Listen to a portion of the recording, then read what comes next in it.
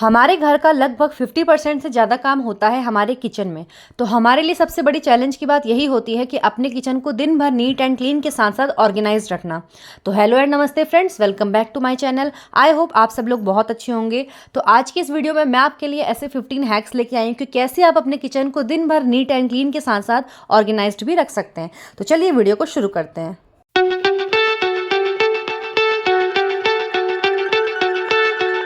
Hack number 1, हमें हमेशा अपने सिंक एरिया के पास में एक फुट मैट जरूर रखना चाहिए, क्योंकि जब भी हम सिंक में कुछ ना कुछ काम करते हैं हमेशा थोड़ा बहुत पानी नीचे फ्लोर पे गिरता ही है, जिससे फ्लोर गंदा होता है। इसलिए हमेशा सिंक एरिया के पास में एक फुट मैट जरूर रखें। कोई ज़रूरी नहीं है कि वो बहुत नया सा हो या सुंदर हो, कोई भी साधारण सा फुट मैट हम रख सकते हैं।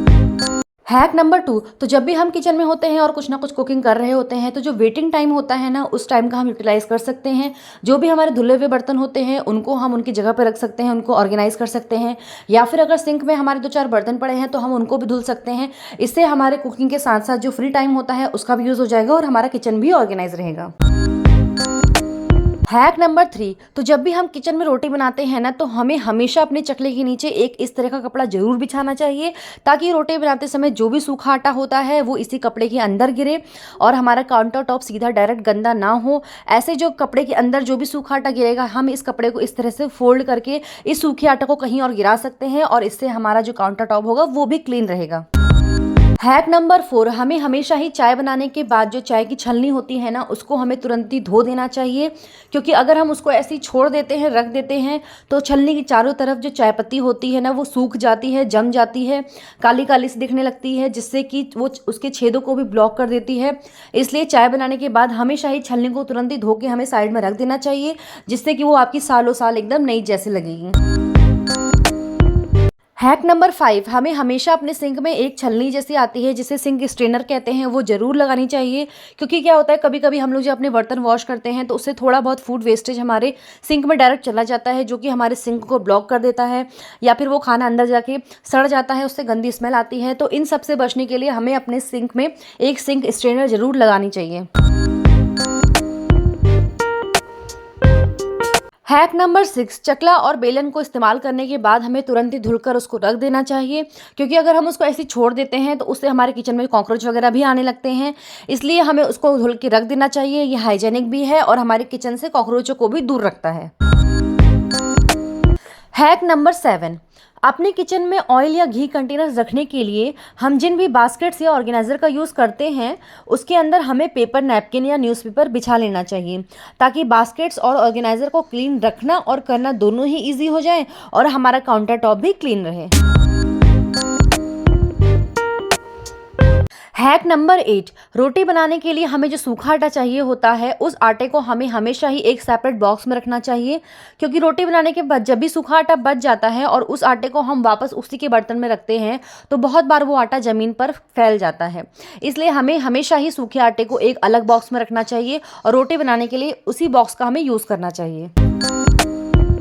हैक नंबर 9, तो जब भी हम कोई सब्जी या फ्रूट्स पील करें तो उसके छिलके हमें कलेक्ट करने के लिए किसी प्लेट का या किसी बाउल का यूज़ करना चाहिए। अगर हम डायरेक्ट काउंटर टॉप पर छिलके रखेंगे तो हमारा काउंटर टॉप तो गंदा होगा ही, फिर हमें उसे क्लीन भी करना पड़ेगा। इसलिए बाउल या प्लेट में ही छिलके रखने से हमारा काउंटर टॉप हमेशा क्लीन भी रहेगा और हमें ज़्यादा मेहनत भी नहीं करनी पड़ेगी।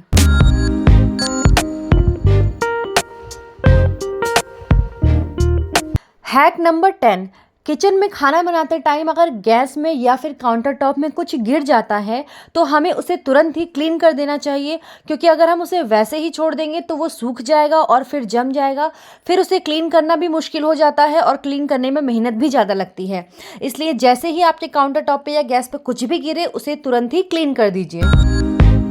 हैक नंबर 11, तो डेली अपने बर्तनों को वॉश करने के बाद हमें सिंक को भी एक लास्ट बर्तन की तरह साबुन से अच्छी तरह क्लीन करना चाहिए, क्योंकि अगर हम ऐसा नहीं करेंगे तो धीरे धीरे सिंक में गंदगी जमने लगती है, चिकनाई जमने लगती है, जो कि देखने में भी अच्छी नहीं लगती है। इसलिए अपने सिंक को भी हमें साबुन से अच्छी तरह क्लीन करना चाहिए, क्योंकि अगर सिंक क्लीन दिखेगा तो किचन भी हमारा क्लीन ही दिखेगा।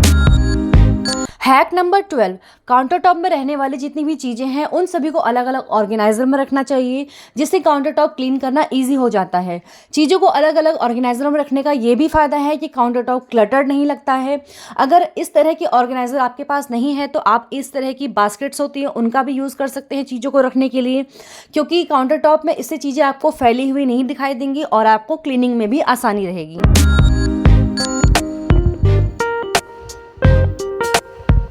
हैक नंबर 13, तो हमें अपने डेली नाइट रूटीन में अपनी गैस को और गैस के आसपास के एरिया को अच्छे से पूरा क्लीन करना चाहिए, क्योंकि गैस के जो पीछे के टाइल्स होते हैं ना उसमें ऑयल के और खाने के छींटे लग जाते हैं, इसलिए हमें उसे भी पूरा अच्छे से क्लीन करना चाहिए। गैस को भी, साथ ही काउंटर टॉप को भी अच्छे से पूरा क्लीन करना चाहिए। इसके साथ ही जो काउंटर टॉप होता है ना उसको तो हम क्लीन कर लेते हैं, लेकिन काउंटर टॉप के जो कॉर्नर्स होते हैं ना हम उसको इग्नोर कर देते हैं, तो हमें इन कॉर्नर्स को भी अच्छे से पूरा क्लीन करना है, वरना इनमें धीरे धीरे गंदगी जम जाती है जो कि देखने में भी अच्छी नहीं लगती है।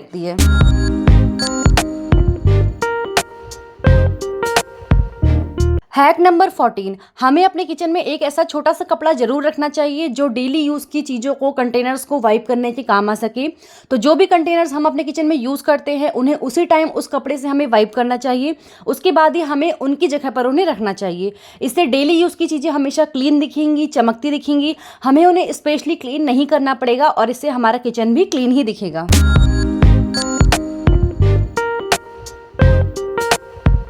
हैक नंबर 15, एक डायरी और एक पेन हमें अपने किचन में हमेशा ज़रूर रखना चाहिए, ताकि जब भी हमें अपने किचन में कोई चीज़ ख़त्म होती दिखे तो हम तुरंत ही उसे डायरी में नोट कर लें और हमें पता लग सके कि हमारे किचन में क्या सामान ख़त्म हो रहा है और हमें किस सामान को लाने की ज़रूरत है।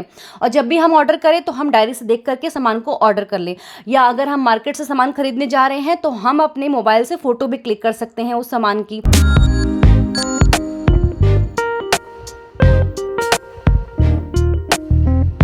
तो फ्रेंड्स, आज के इस वीडियो को यहीं पर ख़त्म करते हैं। अगर आपको आज का वीडियो पसंद आया हो तो वीडियो को लाइक कर लीजिएगा, अपने दोस्तों के साथ शेयर भी कर लीजिएगा और साथ ही मेरे चैनल को सब्सक्राइब भी जरूर कर लीजिएगा। तो मिलते हैं आपसे किसी दूसरे वीडियो में, तब तक के लिए bye bye and take care.